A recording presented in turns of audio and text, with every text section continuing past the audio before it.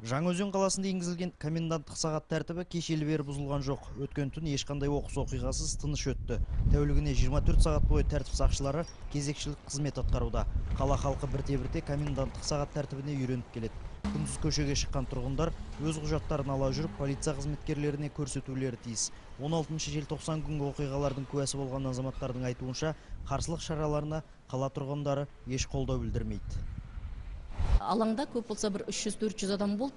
Әрине 7-8 ай жұмыссыз жүрген адамдар әрине ренжулі болады. Бірақ оның қасында әлдеқайда одан да көп адам жылдап жұмыссыз болды ғой. Осы жұмыссыздықта мысалы тіркеуде тұрған адамдар бар. Дегенмен сол алаңда тұрған адамдардың өздері де күнделікті той садақасын жасап жатыр. Ағайын тумасының мерекелеріне барып жатыр. Ал сонда елдің мерекесіне не себепті олар қарсы болуын мен түсінбедім.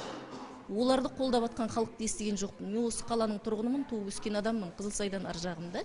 Бірақ дұрыс жасап дейтін бірде-бір адамды естіген жоқпын. Барлығы да өз қаламызды өзіміз жаңағы бүлдіріп, бүкіл әлемге масқара болдық-ау деп қана оларды нетіп жатыр. Жазғырып жатыр. Қалада осыдан бірнеше күн бұрын болған тонау мен талан-таражға салу әрекеттері толықтай тыйылған. 10 адам қозғалған қылмыстық іс бойынша ұсталып, уақытша ұстау изоляторына жабылды. Тәртіпсіздікке қатысқан 50 адамға қатысты әкімшілік іс қозғалған. Қазіргі уақытта оның ұйымдастырушылары мен жетекшілерін шұғыл іздестіру шаралары жалғасуда.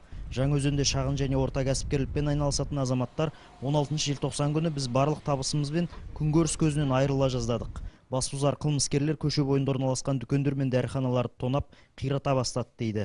Осындай кәсіпкерлердің бірі Амангелді Жантесов. Рядтың бәрін жақты, өртеді. Емесі солай біз енді өзіміз тек қана алып қалдық, потому что маған да айтты, осынан кет, сені өлтіреді деді.